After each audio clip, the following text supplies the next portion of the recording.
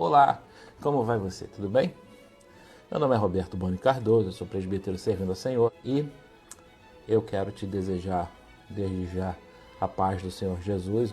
Nós iniciamos a sequência de estudos onde nós iniciamos a falar a respeito da diferenciação dos pecados. E hoje nós vamos falar da propensão de pecar herdada pela humanidade. A gente falou sobre o pecado original e as suas consequências, né? E hoje nós vamos falar justamente sobre essa propensão de pecar que foi herdada pela humanidade, a amplitude dessa propensão de pecar, como é que ela influencia a vida de cada um até o dia de hoje, como ela tem influenciado a Terra, não é? Esse planeta, o universo, enfim, que nós vivemos, e o final, né, dessa propensão do pecado e também dessa terra, como será. Esse é o alvo dessa segunda parte do nosso estudo de hoje.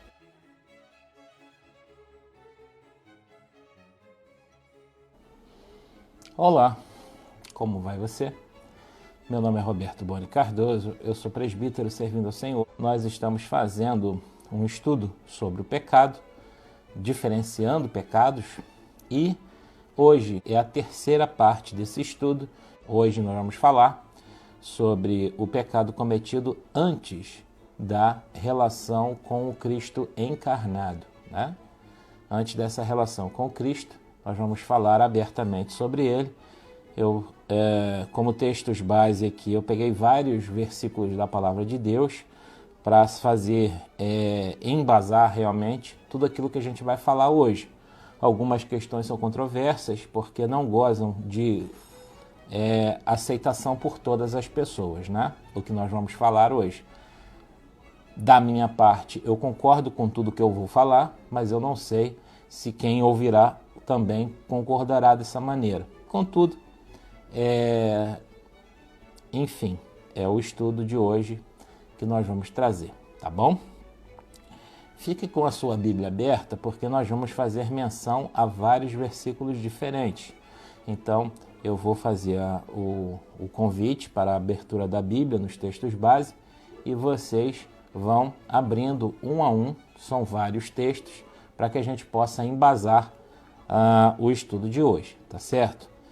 Eu te convido a que você abra primeiramente a sua Bíblia em Romanos, capítulo 5, verso de número 13.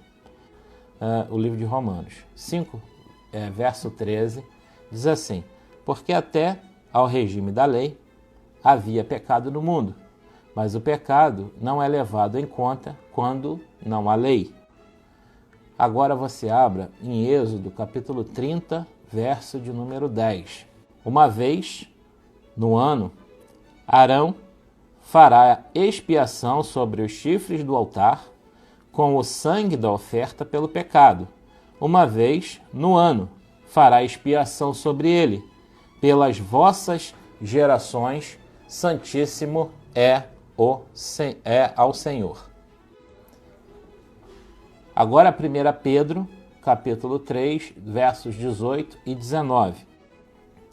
Diz assim o texto: pois também Cristo morreu uma única vez pelos pecados, o justo pelos injustos, para conduzir-vos a Deus, morto, sim, na carne, mas vivificado no Espírito, no qual também foi e pregou aos espíritos em prisão. Agora você vai ler Lucas, capítulo 16, versos 22 e verso 23. Diz assim a palavra de Deus: aconteceu morrer o mendigo e ser levado pelos anjos para o seio de Abraão. Morreu também o rico e foi sepultado. No inferno, estando em tormentos, levantou os olhos e viu ao longe Abraão e Lázaro no seu seio. Agora você vai abrir Apocalipse, capítulo de número 1, verso de número 18. E aquele que vive, estive morto, mas eis que estou vivo, pelos séculos dos séculos, e tenho as chaves da morte e do inferno. Agora você vai abrir Efésios 4:8, que é o penúltimo texto bíblico que a gente vai utilizar aqui nesta sessão, né, do texto base, que diz assim: por isso, diz, quando ele subiu às alturas, levou cativo o cativeiro e concedeu dons aos homens. E agora, por último, Hebreus capítulo 2, versos 14 a 16. Visto, pois, que os filhos têm participação comum de carne e sangue, destes também ele, igualmente, participou para que, por sua morte, destruísse aquele que tem o poder da morte, a saber, o diabo, e livrasse todos que, pelo pavor da morte, estavam sujeitos à escravidão por toda a vida. Pois ele, evidentemente, não socorre anjos, mas socorre a descendência de Abraão. Ok? Todos os textos? Então vamos partir para a introdução do estudo de hoje. Esta é a terceira parte do estudo Diferenciando Pecados. Falaremos sobre os pecados cometidos antes da vinda de Cristo em carne, antes da lei, depois da lei, e o destino dos mortos antes da crucificação de Jesus. Esses são os tópicos que nós vamos tratar no estudo de hoje. O pecado cometido antes da relação com Cristo, antes da lei. A gente falou sobre este assunto, não é? Como se dava a questão do pecado antes da lei. Lembra que a gente citou, não é? Romanos capítulo 5, verso de número 13, né? Pensando antes da lei, temos um intervalo de tempo e ações de Adão a Moisés, nos quais não havia lei escrita, tá? Não havia lei escrita estabelecida. Obviamente, nós sabemos que a lei ela foi trazida à existência por Deus através de Moisés, não é? Antes de Moisés, a lei ela não estava escrita, então ela não havia sido trazida à existência do ponto de vista da escrita. Mas a palavra de Deus revela no livro de Romanos, capítulo 2, verso 14 e 15, que também nós já citamos lá no texto base, né? Existe uma lei que é identificada, esse texto a gente vai citar agora, me perdoem. Uma lei geral é identificada biblicamente em Romanos 2, 14 a 15, como sendo escrita no coração de todos os homens. Está escrito lá em Romanos 2, 14 e 15. Quando, pois, os gentios que não têm lei procedem por natureza de conformidade com a lei, não tendo lei, servem eles de lei para si mesmos. Estes mostram a norma da lei gravada no seu coração, testemunhando-lhes também a consciência e os seus pensamentos mutuamente, acusando-se ou defendendo-se. Ok? Então, para que fique bem claro para nós, essa modalidade de lei, a lei escrita na tábua do coração dos homens, né? Algumas versões chamam de tábua do coração, ela foi suficiente para que Deus ele exercesse juízo de Adão até Moisés.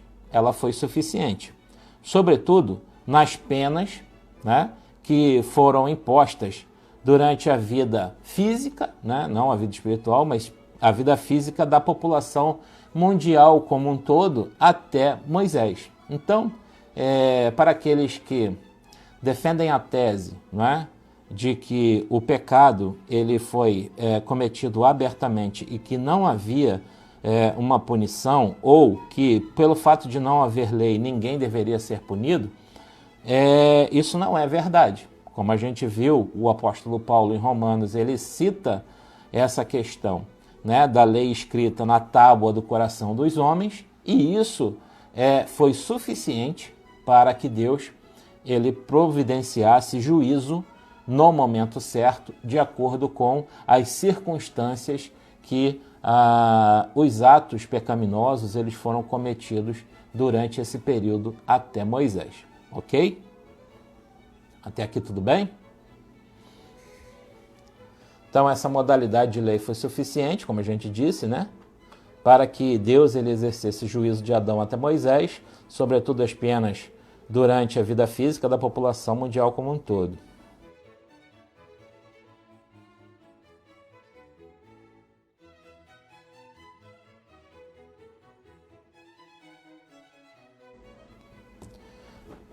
Tá, antes da lei era assim, mas e com o advento da lei, como é que ficou? Com o advento da lei, ela passou a regular os pecados e a vida dos judeus, né? Então, não só a tipificação dos pecados, como a gente vê em toda a lei, de Êxodo até o livro de Deuteronômio, onde tem repetições das leis, né? É o livro de Êxodo, Levítico e o livro de Deuteronômio. Eu pulo números porque números não tem, apesar de algum aspecto legal, mas a evidência de números é outra, né? Se trata de outro assunto no livro de números. Então a gente tem o livro de Êxodo como a abertura da lei, propriamente dita, né? O livro de Levítico, que tratou muito do rito mosaico, de como se deveria se comportar em relação à purificação do povo, em relação à questão do tratamento do pecado, das festas e por aí vai. E a gente tem o livro de Deuteronômio, que é a repetição das leis, não é? Que foram trazidas até aquele momento para o povo judeu. Então, com o advento da lei, né, esta passou a regular os pecados e a vida dos judeus. A gente precisa reparar algumas coisas em relação a isso. Tá? A Bíblia ela fala em muitas passagens, né, em muitos textos, ela cita lei de Deus, estatutos de Deus, vontade do Senhor. Todas essas são expressões sinonímicas, ou seja, são praticamente sinônimos, né? Quando se fala lei de Deus, estatutos de Deus, vontade de Deus, vontade do Senhor, são praticamente expressões que são sinônimos.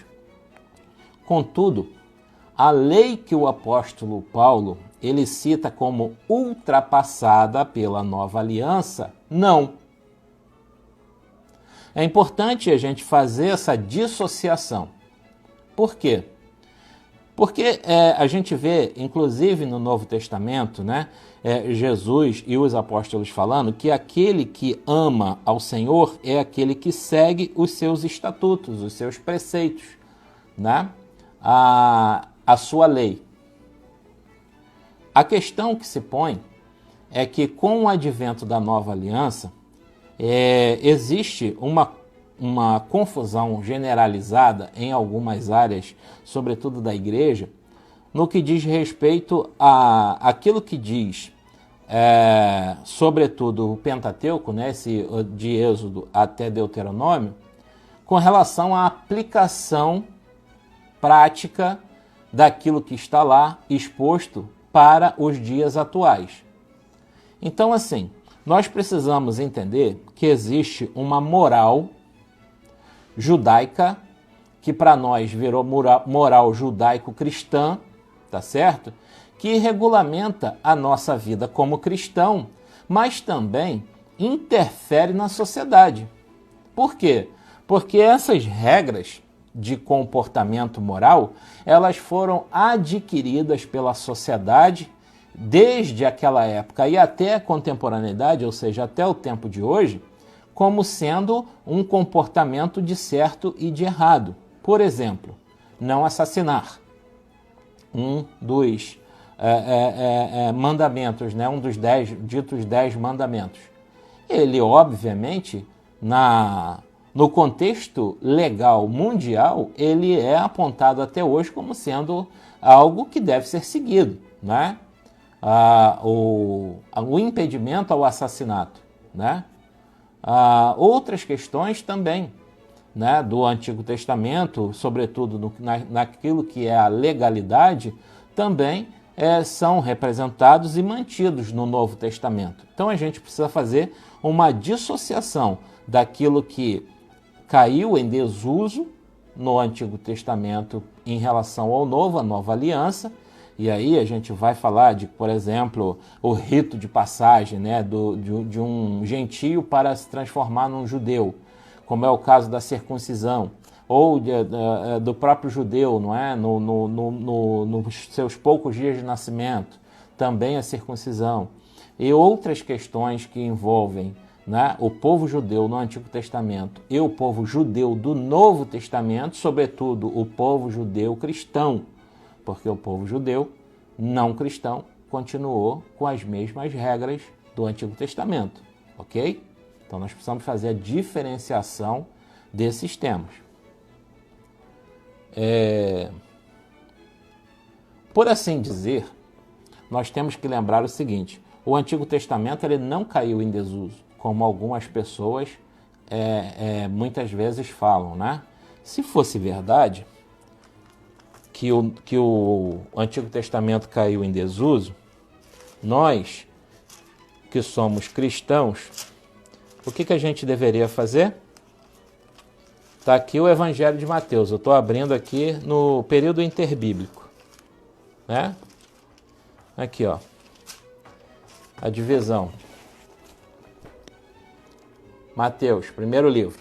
O que eu faço com essa parte de cada Bíblia, que é o Antigo Testamento? Essa parte aqui, ó, que eu estou segurando agora.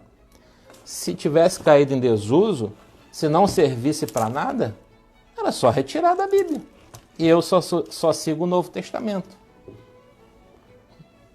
Mas isso não é uma realidade, né? A gente precisa entender isso. O Antigo Testamento ele não caiu em desuso.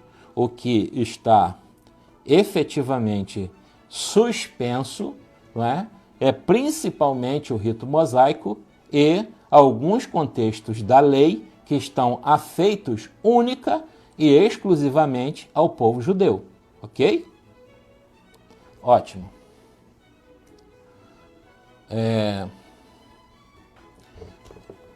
Sabemos que o rito mosaico, pelos cristãos, né, obviamente ele foi suspenso. Ninguém, um cristão convicto e que segue as Escrituras, ele não faz sacrifícios, né, de animais para cobrir o seu pecado. A gente sabe muito bem disso. Digo isso porque no advento do templo, tá, por ocasião do milênio, e a gente já falou do milênio no estudo passado, parte do culto judaico será reinstituído. Para entender isso, a gente tem que ler o livro de Ezequiel, sobretudo nos capítulos 40 e 41, Antigo Testamento. Nós precisamos ler esses capítulos com muito cuidado, com muita cautela. Por quê? Porque é um livro profético, tá certo? E lendo esse livro profético de Ezequiel, sobretudo nos capítulos 40 e 41, a gente vai entender que na construção do templo do milênio, naquele templo que será construído e que Jesus ele vai reinar durante 1000 anos, conforme está escrito em Apocalipse capítulo 20, versos de 1 a 6, parte do culto judaico ele será reinstituído, tá? Também, parte da lei interpretada corretamente por Cristo e pelos apóstolos, sobretudo Paulo, mas somente para exemplificar os 10 mandamentos não foram extintos, somente o sábado foi reinterpretado por Cristo, e ainda é alvo de contestação de algumas pessoas, como é o caso da Igreja Adventista, né? Assim como deu uma visão sintetizada desses 10 mandamentos, conforme está escrito lá em Lucas, capítulo 10, verso 27, que diz que aquele que ama a Deus e ama o seu próximo, né, ele não comete os pecados que estão ali listados nos 10 mandamentos, né? Ama a Deus sobre todas as coisas, ao próximo como a ti mesmo. Nesse ponto, a gente precisa lembrar mais algumas questões importantes. Deus, ele desejou que o povo judeu fosse exemplo para outras nações. Um reino de sacerdotes, de onde a fé judaica ela seria aspergida pelo mundo. Então, qual era o entendimento de Deus e o que ele passou para o povo judeu? Vocês serão uma nação santa, um reino de sacerdotes, e as nações ao redor de Israel olharão para vocês e o objetivo é que vocês sejam seguidos. Só que isso foi negligenciado pelo povo judeu, né? A gente vê lá em 1 Samuel, capítulo 8, verso de número 5, o povo clamando por um rei humano e dizendo que queria ser como uma outra nação qualquer. Então, não foi Deus que retirou a posição judaica de como sendo o reino de sacerdotes. Quem abdicou dessa honra, porque seria, né, uma honra, foi o próprio povo judeu, tá? Até onde a lei chegou, ela foi a tutora, ou seja, o aio, né, aquele que segura o jovem pela mão e o conduz na vida, não sendo pai, né? A gente vê a figura do tutor ou do aio muito na Idade Média, onde os filhos da nobreza estudavam, né? Então o tutor, na Idade Média, ele cuidava de uma criança apenas, ou das crianças que tinham os seus pais ricos, né? Da nobreza, era a figura do tutor. Então, esse aio, esse tutor, que era a lei, ele conduziu a igreja, os judeus até Cristo, tá? Ele conduziu os judeus até Cristo. É isso que o apóstolo Paulo ele diz. Isso está lá registrado em Gálatas, capítulo 3, verso número 24, cobrindo temporariamente os pecados, não os retirando totalmente. Então a gente falou isso tudo para chegar nessa última frase. Os pecados no rito mosaico não foram perdoados, eles foram cobertos. Havia uma cobertura sobre os pecados. Era como se, analisando mal e porcamente, era como se Deus, olhando para o homem, ele conseguisse enxergar esse homem, porque o seu pecado ele estava escondido. Ok? Por que eu estou falando isso? Porque não foi Cristo que morreu pelos nossos pecados? Também pelo pecado deles. Tá? Também pelo pecado de toda a humanidade. É o que diz a palavra de Deus e eu não tenho como fugir disso, né? Cristo morreu pelos pecados da humanidade. Em que era? Em todas as eras, tá? Mas e antes de estar em Cristo, né? Nesse período, eu acabei de falar que quem perdoou os pecados, né? Quem na verdade justificou a humanidade, foi Jesus Cristo. Tá? Jesus morreu pelos pecados de toda a humanidade em todas as eras, né? Desde Adão. Então, como é que isso se deu? Né? Como é que a gente consegue entender isso com clareza? Aí a gente se utiliza dos versículos que a gente utilizou lá no texto base e mais alguns versículos que vão justamente embasar o que nós vamos começar a falar a partir de agora. E a partir de agora é a parte polêmica desse nosso estudo, tá?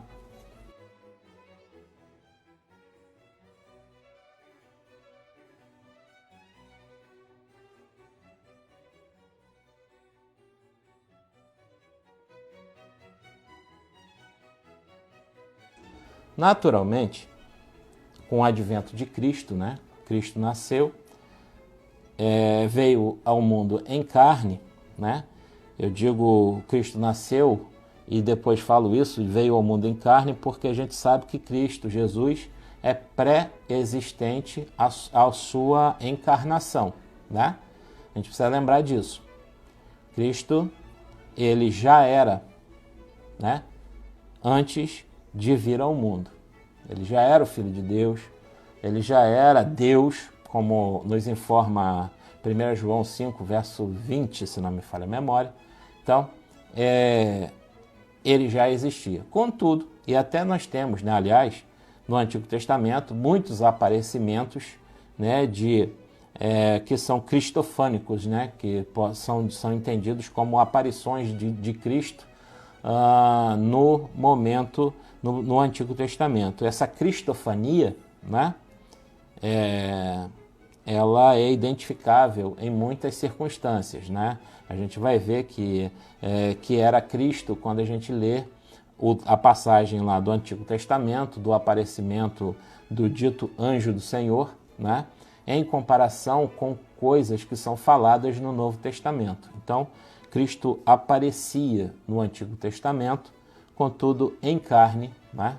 A gente vê a história de Cristo no Novo Testamento. Então, voltando aqui ao que nós estamos falando, naturalmente, com o advento de Cristo, a salvação pela graça, ela foi manifesta a todos, até ele, né? E todos eles foram resgatados pela graça. Todos, em todas as eras, tá? Em todas as eras. As dúvidas que suscitam as pessoas sobre mas e a tribo indígena do local tal, que era isolada e que ninguém falou de Jesus para ela? Vamos tentar responder essas perguntas. Primeiro a gente vai falar do contexto e depois, se houver essa pergunta, né, ou a gente pode comentar sobre isso também. Primeira dúvida que poderia residir é: se Cristo morreu por todos desde a fundação do mundo, ou seja, Apocalipse 13, verso 8 diz isso, ele morreu também por todos antes dele vir ao mundo? A resposta é sim. 1 Pedro 3, 18, 19, que a gente já fez leitura, e Hebreus capítulo 2, verso 14 e 16. Esses dois textos combinados, somados a Apocalipse 13, verso de número 8, eles nos garantem que sim, Jesus ele morreu por todos os homens, independente da era em que eles nasceram, ok? Segunda pergunta que você poderia me fazer agora: onde os mortos estavam até Cristo morrer? A resposta é no Hades, tá? Quando a gente lê Hades no Novo Testamento, a gente pensa no inferno final, mas não é, tá? Existe uma diferenciação, tá certo? Naquilo que poderia ser interpretado como sendo a, entre aspas, mansão dos mortos, ok? Que era um estágio, tá certo? De para onde se ia até Cristo morrer, tá? Então, até Cristo morrer pelos nossos pecados, todos os homens, todos, sem exceção, todas as pessoas iam para um lugar chamado Hades. Esse lugar chamado Hades tinha duas divisões, né? E a gente vai ver isso com clareza em Lucas, capítulo 16, verso de número 22, quando Jesus ele conta a história de Rico e Lázaro, e ele diz que o rico estava no inferno, ou seja, no Sheol ou no Seol, tá? E o Lázaro estava no seio de Abraão, ou paraíso. Então, nessa instância, a mansão dos mortos, havia uma separação de locais onde existiam já pessoas pré-estabelecidas para o bem, né, por assim dizer, e outras que estavam em sofrimento numa espécie de pré-inferno, que era justamente o tal Sheol ou Seol. Dito isso, né,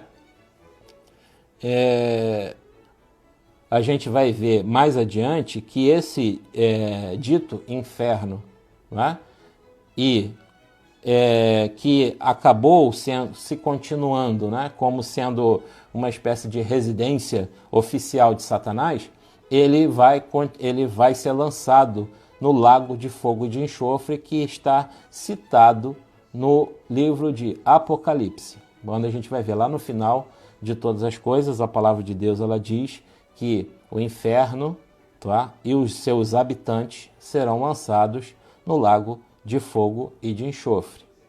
Ok? Terceira pergunta que talvez você me fizesse. Onde Jesus esteve no sábado?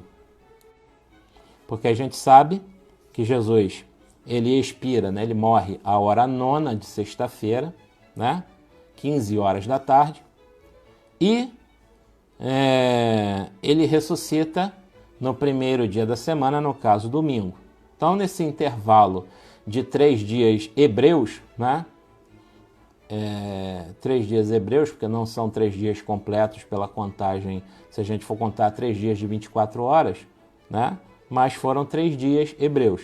Então, nesse sábado, que foi o segundo dia, o corpo de Jesus podia estar no sepulcro, mas a alma de Jesus, obviamente, não estava lá, né? A resposta para essa pergunta, perdão, Jesus foi nessa tal mansão dos mortos. Mas Jesus foi no inferno? Não, eu não acabei de dizer para vocês que essa mansão dos mortos era uma instância intermediária até o último inferno, né, que será lançado no lago de fogo e enxofre. Então Jesus esteve lá, né? E com o entendimento transversal, né, a gente vai dizer que Jesus ele toma a chave da morte e do inferno das mãos do diabo.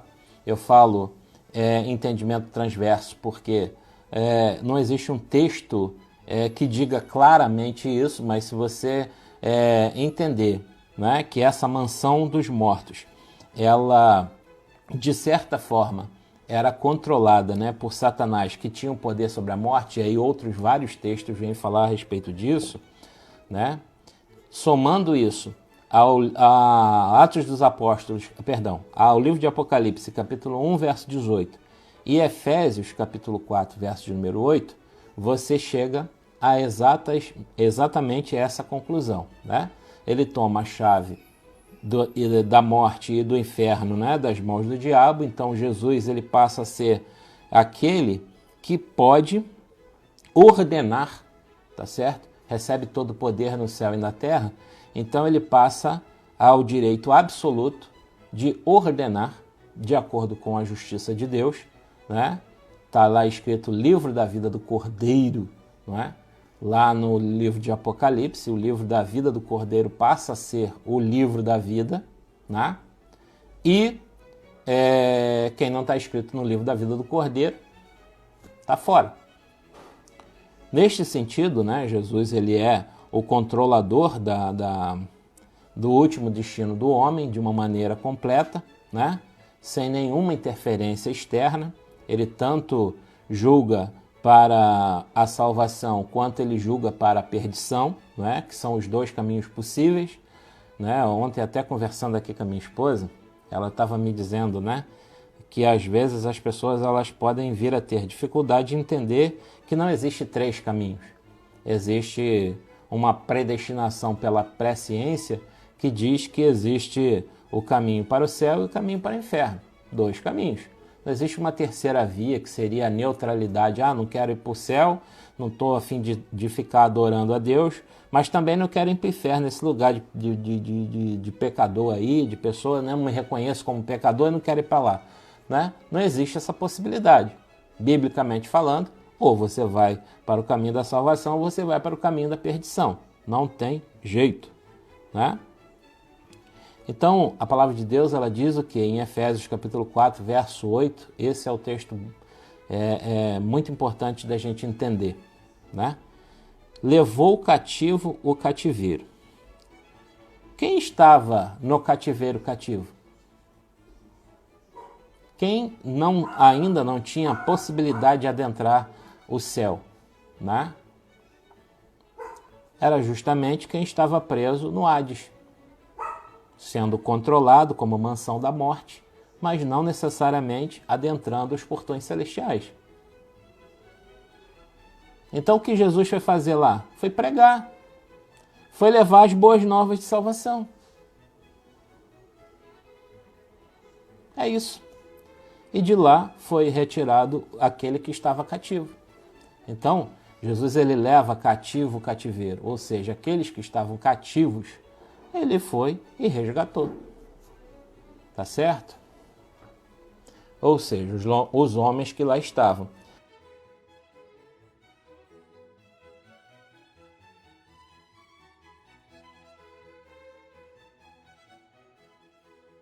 Aí surgiu uma dúvida com outro dia sobre a questão do perdão dos anjos, né?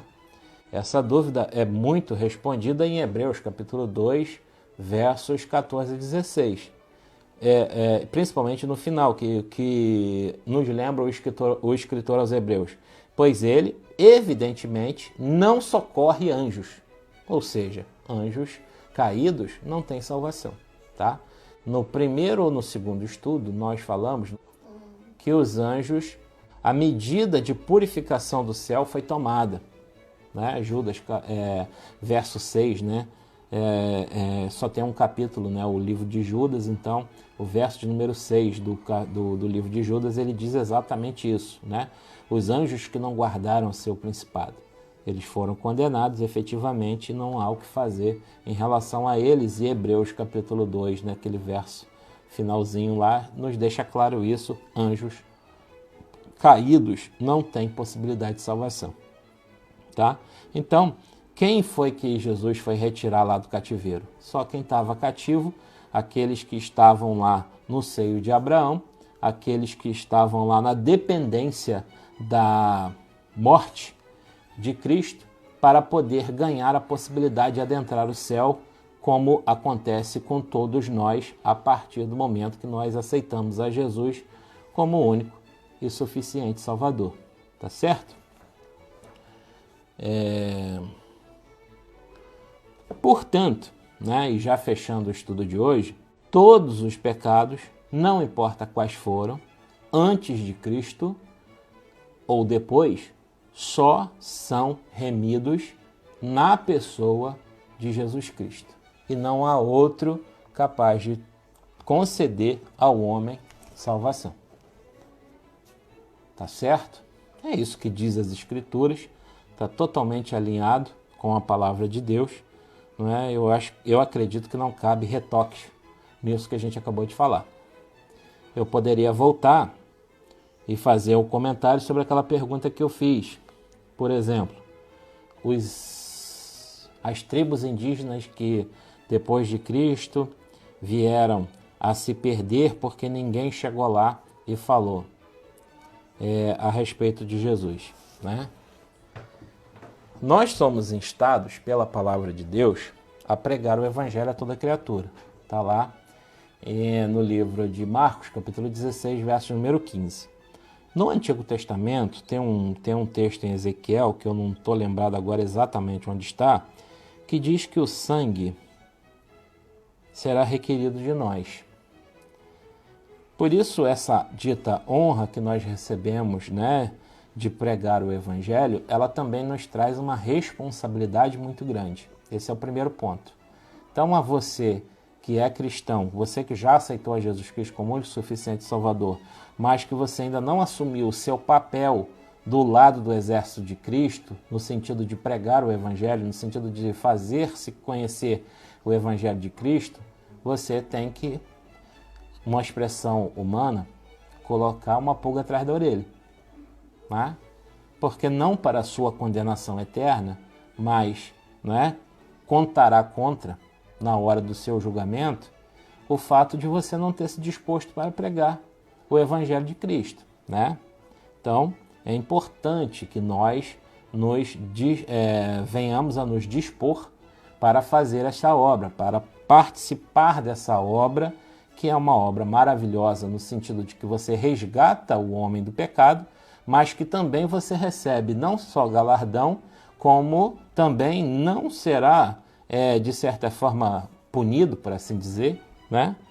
E aí eu não estou falando de punição em termos de sofrimento. Claro que o salvo não encontrará sofrimento no céu, mas não terá a mesma honra do que aquele que se achegar diante de Deus com frutos, né?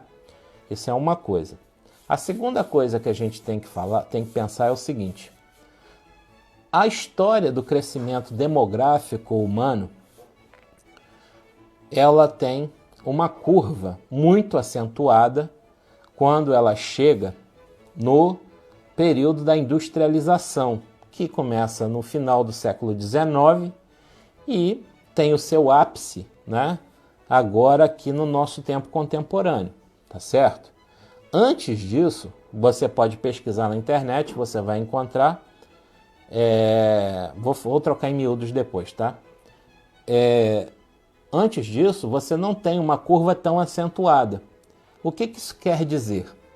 Quer dizer que a população mundial, ela nunca foi tão grande quanto é agora, tá? A população mundial, ela nunca foi tão grande quanto é agora. A população mundial, ela deu um boom de crescimento a partir do final do século XIX, com o início da industrialização, tá? Antes disso, a gente não tinha tanta gente, as pessoas morriam cedo, essa coisa toda, tá? Então, se você vir uma curva de crescimento demográfico, você vai ver que nos últimos tempos da história da humanidade a população cresceu absurdamente, mas também cresceu a possibilidade de evangelizar, né? E hoje, infelizmente, a gente está num período de retrocesso, né? A gente chegou num ponto alto de evangelização mundial, onde vários países, né, se declaravam cristãos, né? Sobretudo na Europa, por exemplo, onde hoje a gente tem países que se reverteram. Igrejas foram transformadas em museus, foram transformadas em casa de teatro, porque o europeu, ele não está interessado em Cristo. Essa aqui é a verdade. Então, a gente tem comunidades cristãs na Europa, tá? Formadas principalmente por brasileiros, tá? Algumas igrejas. Na Inglaterra ainda tem alguma coisa, tá? Mas a Europa como um todo, ela vem se esfriando do ponto de vista do Evangelho. Mas a gente teve um ápice de pregação do Evangelho em alguma época da história da humanidade, tá certo? Principalmente na Idade Média e depois da Idade Média, tá? Onde, como eu já disse, a população mundial não era tão grande assim. Outra questão que a gente precisa entender, quando a gente vai discutir questão de população mundial, é que, primeiro, a população mundial cresceu até o capítulo 6 do livro de Gênesis, e Deus, ele determina a cessação daquela humanidade. Então, de todo o grupamento populacional que existia no mundo inteiro, até o capítulo 6 do livro de Gênesis, né? Aquela população só restou 8 no mundo inteiro. 8 pessoas, tá? E a partir daquelas 8, preste atenção no que eu vou falar agora. Nós já falamos de geopolítica do ponto de vista religioso, do ponto de vista da Bíblia, e tem já estudos aí falando a respeito disso, que eu mesmo fiz, tá? E já ministrei aqui, explicando exatamente isso. As populações mundiais, elas foram formadas a partir de Sem, Cã e Jafé, ok? Sem, Cã e Jafé, todos eles tinham conhecimento de Deus. E lembra da história da lei no coração dos homens, como eu falei lá no princípio? Então, quando a gente pensa utilizando a Bíblia como marco histórico, a gente vai entender que, na verdade, o que aconteceu foi que, à medida que o tempo foi passando, os povos que vieram a partir de Sem, Cã e Jafé, na verdade, pararam de mencionar o nome do Senhor. Ok? Eles faziam menção, mas pararam. Eles pararam de lembrar de Deus, né? E a gente vê isso com muita clareza quando a gente vai ler, por exemplo, o livro de Juízes, quando a gente vai ver, né, que apesar da época de glória que culminou com Josué, né, que teve ali o Moisés e depois Josué num ápice, no livro seguinte, que é o livro de Juízes, a gente já vai ver uma transição horrível, onde a população, não é, que era descendente de Cã, que era justamente os judeus, eles pararam de fazer menção ao nome do Senhor, pararam de cultuar a Deus, uns poucos permaneceram justos, permaneceram na presença de Deus, enquanto a maioria da população mundial, que foi advinda de Sem, Cã e Jafé, simplesmente pararam de falar de Deus. Então, a gente poderia falar, e aí eu vou gerar um outro problema, porque algumas pessoas não concordam com o que eu vou falar aqui agora, mas existem os tais dos filhos da ira, né? Que são citados na Bíblia. Aí algumas pessoas vão dizer o seguinte: não, porque esse filho da ira foram aqueles que foram predestinados para a condenação eterna. Primeiro, eu não acredito nisso, tá? Segundo, que o filho da desobediência só pode ser aquele que um dia obedeceu. Ok? E será que não é esse grupo? Para mim é. Então, hoje, fazendo um resumo rápido sobre isso, né? Não existe tantas pessoas assim, como a gente pensa e imaginar, porque hoje a gente olha com a população mundial com mais de 8 bilhões de seres humanos, a gente acha que no planeta sempre teve 8 bilhões de seres humanos e na verdade não é, né? A gente precisa lembrar que toda a humanidade ela veio a partir apenas de duas pessoas, Adão e Eva. E depois dessas duas tiveram a sequência Sete, Caim, os seus irmãos, que não são citados na Bíblia, e as suas irmãs. É dito que Adão e Eva tiveram mais filhos e mais filhas, tá certo? Mas não fala dos nomes deles. Não sei quantos foram. Pode ter sido 50, 10, 8, 24, não importa, eu não sei, a Bíblia não diz. Mas foi a partir desse pequeno grupamento que foram surgindo outros grupamentos populacionais até chegar nos 8 bilhões de seres humanos que a gente tem hoje. Lembrando que teve um momento em Gênesis capítulo número 6, 7, onde que Deus ele determina ali o dilúvio e termina com a humanidade inteira até então, sobrando apenas 8 pessoas, e a partir dessas 8 houve um repovoamento do planeta. Tá certo? Deus em Cristo abençoe a tua vida sobre essa questão, não é? Como se tratou os pecados até Cristo. Era isso que a gente tinha para falar. Aquele que dá semente ao que semeia e pão para comer, também multiplique a vossa sementeira e aumente os frutos da vossa justiça. É o que eu desejo para você, desejando que Deus te abençoe rica e abundantemente.